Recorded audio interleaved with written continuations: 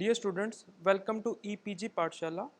The module titled Central Tendency Measure 2 is an extension of the previous module Central Tendency Measure 1, in which we discuss some mathematical averages like arithmetic mean, harmonic mean and geometric mean. We already discussed different examples of simple, grouped and ungrouped frequencies. In this module, we will discuss positional averages of central tendency.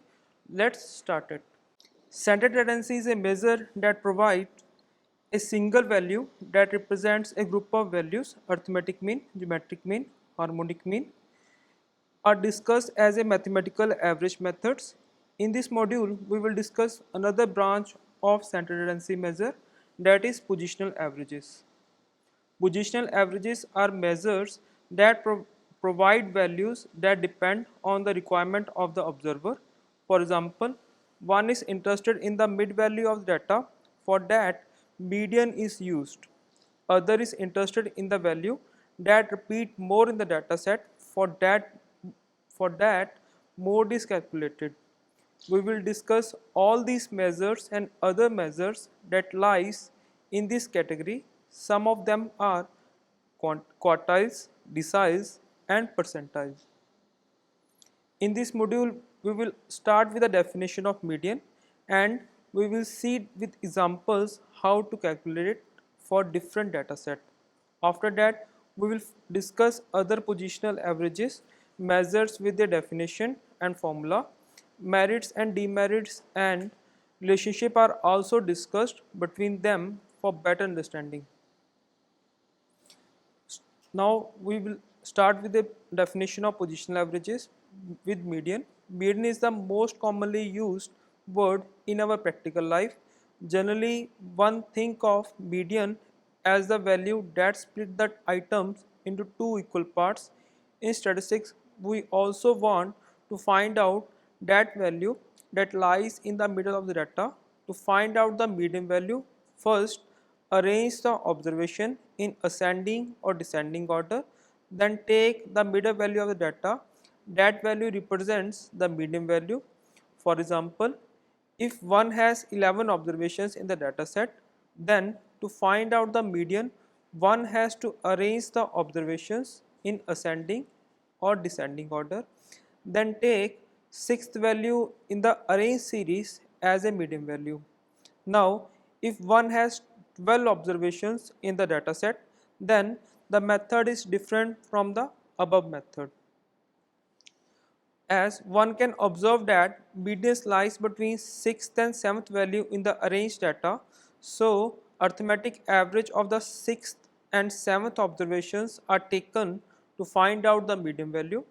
The formula and methods to find out the median are given in steps, and basically the calculation of median involves two things: to locate the position of the median value and second is to calculate its values. Based on the data type, median is evaluated as follows. We have three categories, that is simple data, group data and ungrouped data. First we start with simple data. First arrange the given observations x1, x2 and so on xn in ascending or descending order. If n is an odd value, then that is it is not divisible by 2, then the middle value is evaluated as n plus 2 divided by 2, third value in the data. If n is an even quantity that is divisible by 2, then the median value is the arithmetic that of n over 2th value and n over 2th plus 1 value. Now we will discuss this thing with a simple question. We are interested in to find out the median of the following data set. We have observations that is given in the first row, that is numbering of the observations are given in the first row and observations are given in the second row, which is represented by capital X. Order series is 21, 25 and so on 71, and you can see that the middle value is here is 49. So one can easily see that 49 lies in the middle of the data set. Now starting with the second question, that is we are interested in to find out the median of data set. With now the difference here is we have n here is even value, so we have to take the sum of 5th and 6th value in the order set. After taking arithmetic mean of these values, the median value is calculated as 51. Now for ungrouped frequency data, if the data observations are available in the form of ungrouped frequency, the steps to find out the median are: arrange the observation in increasing or decreasing order, compute cumulative frequency of the observations, then use the formula n plus 1 over 2 to calculate the middle value, where n is the total frequency. After this, locate which cumulative frequency value is equal to n plus 1 by 2 or just greater to it, and corresponding value of the observation is the median value.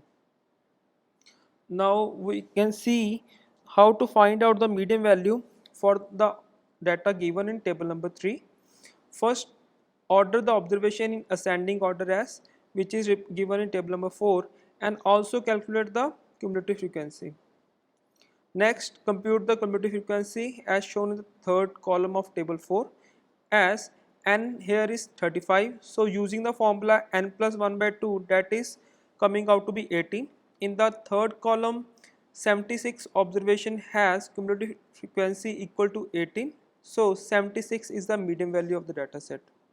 Let us suppose the n is more than 35, that is 37, then using the formula n plus 1 by 2, the value is 19, then the median value will be 89.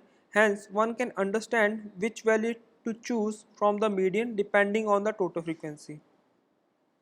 Now, coming out the case of group frequency data, if the observations are given in the group frequency table, then one has to follow these steps to find out the median value. These are: first compute the value of capital N by 2. Now use the formula L1 plus N upon 2 minus capital F divided by small f into C, where L1 denotes the lower class interval, capital N is the total frequency, small f is the frequency value, C is the width of the class interval, capital F is the cumulative frequency preceding the class containing the value of n over 2. Now we will discuss the case of group frequency data through this question. That first, find out the cumulative frequency observation as shown in the third column in table 6. Now n upon 2 is 20, which lies in the fourth row, that you can easily see. Here L1 is 30, that you can see from the first column, and F is 10 here, capital F is 16 and C is 10. Now put these values in the formula, then the formula is median is equal to 30 plus 20 minus 16 upon 6 into 10, which is coming out to be 36.667. Hence, one can evaluate the median for the group frequency data. Now we will discuss merits and demerits of the median. Merits. The following are some of the important merits of median. Median is also a measure which is rigidly defined. One can understand this method easily. Even for a non-mathematical background person can understand this with little efforts, as median is considered as positional average of standard tendency, so extreme observation have no impact on it. Also, one can find the median value for open-end class and unequal class. Median can be calculated if extreme values are missing in the data set. The major advantage of this measure is that it can be located graphically and sometimes even by inspection. It is considered as the best measure of standard tendency in case of qualitative data. Although the qualitative data have no quantity, but still can be arranged in increasing and decreasing order. For example, qualitative observation in terms of ranks can be ordered. Now some of the demerits of the median is, as comparative to other measures, median can be calculated if the observations are ranked either in increasing or decreasing order, which is not required in other measures of standard tendency. Median does not take into account the magnitude of the observations, it only divides the whole dataset into two equal parts. As median is a positional average, so it is not treated for further algebraically purpose. Median, like most of the measure of standard tendency, may or may not be representative value of the series. It is not suitable where one has to assign weight to the observations, then median will not be used. As we discussed about median, which is positional average that divides the data into two equal parts, there are some other measures that are also used to divide or partition the dataset into fixed number of parts. All these measures of such type are called quantiles. Some of them are quartiles, percentiles and deciles. Starting with the definition of quartiles, quartiles are those positional averages which divide the total number of observations into four equal parts. As we know that 3 points are required to divide the data into four equal parts. In quartiles, these three parts are first quartile, second quartile, third quartile. Now the definition of percentiles and deciles are: percentiles are those positional averages that divide the data into 100 equal parts. Similarly, quartiles, they are termed as first, second, 99 percentiles. Deciles are those positional averages that divide the data into 10 equal parts, and they are termed as first, second, ninth decile. Now, in the next section, we will discuss about the method to calculate different positional averages in the given data set of different types. Method to calculate positional averages. As median is also a positional average, there is lot of similarity between the method to calculate median and quantiles. One can observe this similarity from the formula given below. For simple series, let us suppose we have x1, x2, xn observations. For evaluating median, first order the observation in increasing and decreasing series. After that, the different types of quantiles can be found as follows. First quantile is derived using the formula n plus 1 by 4th value. Second quantile is 2n plus 1 by 4th, and third quantile is 3n plus 1 by 4. Similarly, for percentiles and deciles, the methods are kth decile can be derived using the formula k n plus 1 by 10, where k vary from 1 to 9, and mth percentile is m into n plus 1 over 100, where m vary from 1 to 99. Hence, one can evaluate quantiles for simple data using the above methods and interpret them accordingly. For ungrouped frequency data, as the observations are available with frequency and total frequency is termed as capital N, quartile can be derived as ith quartile can be found using the formula I into n plus 1 upon 4, where I vary from 1 to 3. Similarly, for percentile and decile, the methods are k decile is derived using the formula k n plus 1 by 10, where k vary from 1 to n, and similarly for percentiles. Hence, one can evaluate the quantiles for ungrouped frequency data. For group frequency data, one must follow these steps. Divide total frequency, that is capital N upon Q, where Q can be 4, 10 or 100 for quartiles, deciles and percentile respectively. Similarly, we did for median. Locate the class interval whose cumulative frequency is equal to its ratio or just greater than this value. Select that class interval and use the formula given as ith quartile. The formula is L1 plus IN upon 4 minus capital F upon F into C, where I vary from 1 to 3. For kth decile, the formula is L1 plus K into capital N upon 10 minus capital F upon small f into C, and similarly for mth percentile, where L1 is the lower class interval, capital N is the total frequency, small f is the frequency value, C is the width of the class interval, F is the cumulative frequency preceding the class containing the value of n upon q, where q is equal to 4, 10 or 100 respectively. Calculate the first percentile, 9th percentile and 50th percentile for the following data set of score obtained by 10 candidates out of 200 in state government. Now first arrange the data in ascending order. Observations are given in the second column and fourth column. Now apply the formula to find out the first quantile, and the value is 2.75 term. It is evaluated as second term plus 0.75 value of third term minus value of second term, which is equal to 97 plus 0.75, and the value is coming up to be 104.5. Ninth decile value will be computed in the same manner, and the value is 9.9 term. Its value is 9 term plus 0.9, which is equal to 163.7. Similarly, for fifth percentile, the it is evaluated as 5.5, which is equal to median of the data. Hence, the average of fifth and sixth term, so 50th percentile value will be 133. Similarly, one can evaluate the value for other quantiles.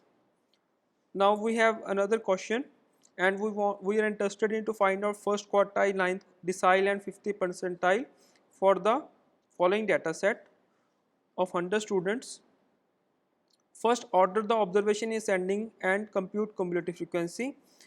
In the first column you can see we have marks available with us, and in the second column the frequency is available, and third column we derive the cumulative frequency. For first quartile, the formula is n plus 1 upon 4, that is 25.25th term. It is evaluated from the cumulative frequency that contains the term or just more than the term. So the first quantile value is 124. Ninth decile value will be computed in the same manner, and it can be seen from the table that 166 frequency hold the frequency of ninth decile. So the ninth decile is 166. Similarly, 50th percentile is evaluated as median value, which is coming out to be 143. Hence, one can compute the positional average of different types for ungrouped frequency distribution. Now we have another question. Calculate the first quartile, ninth decile, 50th percentile for the following data set scored, that is obtained by 500 students in state government examination. And the solution is, first we have to calculate the cumulative frequency. For first quartile, first compute n capital N upon 4, that is to 125th term, and see whether this value lies in the third column of table 11. Here the item lies in the class 100 to 120. Then by using the formula, first quartile is evaluated as 111.176. Similarly, for ninth decile, locate the value of 9 into capital N into divide by 10, that is 450th term in the third column of table 11. And using equation 2, we derive the value of 9th decile as 141.819. Also for 50th percentile, first evaluate the ratio, that is capital N upon 2, that is 250th term, and locate the class which contain this term from table 11, and the 50th percentile value is evaluated as 120.67. Hence, the value of first quartile is 111.176, ninth decile is 141.819, and 50th percentile is 120.67. Now coming out to the definition of mode, the origin of the mode word is from the French letter la mode, and its meaning is the most famous thing that prevails as a trend in the society. In statistics, it is considered as a term that has highest frequency value in a series. In other words, mode is a value that occur with maximum frequency in a data set. The mode of the distribution is the value at the point around which the item tend to have most heavily concentrated. It may be regarded as the most typical of a series of value by Cowden and Croxton. Thus, it is clear from the definition that mode is a value that has the greatest engrossment of values. One thing should keep in mind while evaluating in mind that the value that occurs a lot must be mode, because it may be possible that the engrossment may be over some other value, and also there may be more 1 or 2 points where engrossment of values occur. Hence, there is no single mode in a data set. When a data has single mode, it is called unimodal. When two mode, then it is called bimodal, and more than two, then multimodal. Mode has a great importance in the practical life, as every firm is interested to know the purchasing pattern of the customer, which brand and item customer used to buy more and at what price and quantity. For example, mobile company want to know the price at which customer used to buy handset, the size of shoe, color and design that has maximum demand in the market. Hence, the importance of mode can be understood that it is measured that can be applied for quantitative data as well as for qualitative data. Now we will discuss some methods for calculating mode. First we start with simple series. It is very easy to determine the value of mode from a simple series. It can be determined by counting the value that has the maximum repetition in the data set. Hence the value that has maximum repetition is the mode value. From question 8 we first have to count the frequency of each observation. Here 34 occurs a maximum number of time, hence the mode is coming out to be 34. For ungrouped frequency distribution, calculation of mode for ungrouped distribution is simple as simple series. The only difference is that here the observation are already given in the frequencies and there is no requirement to count them. So it is very easy to find mode in this series. For table 12, if we are interested in to find out the mode value, then 56 the maximum among all the observation whose frequency is very high than other values. So 56 is coming out to be the mode of the data set. For group frequency distribution, in group frequency table it is difficult to trace the mode value just by looking at the frequency of the observation. One must follow these steps to calculate mode. These are: first locate the interval that has highest frequency, then apply the formula. The formula is L1 plus small f1 minus f0 divided by 2 f1 minus f0 minus f2 into C, where L1 is the low class interval that contains the largest frequency, f1 is the highest frequency in the data set, f0 is the preceding frequency of largest frequency, that is f1, f2 is the succeeding frequency of the largest frequency, C is the width of the class interval. Now if we are interested in to find out the mode of the following data that is given in table number 13. So one can see the highest frequency is in the table is 45 and the corresponding class interval is 20-30. Now using the formula given in equation 4, we have the value of mode is coming up to be 23.142. Hence 23.142 is the mode of data set. Now we will discuss some merits and demerits of the mode. First we will discuss merits and after that we will discuss demerits. Mode is the representative value of the observation, and the major benefit of this method is that mode can be obtained just by looking at the dataset in simple and ungrouped dataset. Second major benefit of using mode lies in the simplicity, that it is very simple to calculate than other measures of central tendency. Mode has no effect of extreme observations. Mode can be evaluated for open-ended distribution. Mode can be calculated in case of missing observations. Mode can be used for qualitative data set. Now some of the demerits of mode are: the major drawback of this measure is that it is not rigidly defined due to the application different formula to compute mode, and all of them leads to different values. Mode value can only be used for further decision making if it is evaluated from a large data set. For example, mobile company and shoe company must require large data set from a particular region to make their policy. One cannot rely on just few observations and change their policies. Another important thing about this measure that mode always does not exist. Unlike other measures of central tendency, it is not always possible to obtain mode from the dataset. Mode value cannot be used for further mathematical treatment. Mode cannot be determined in group frequency distribution like some other measures of central tendency. Now we will discuss relationship between mean, median and mode. Now we will discuss a little about the relationship between mean, median, mode in a more symbolic manner. There is a relationship between mean, median and mode depending upon the symmetry of the data. If data is symmetric, then mean should be is equal to median and it should be is equal to mode.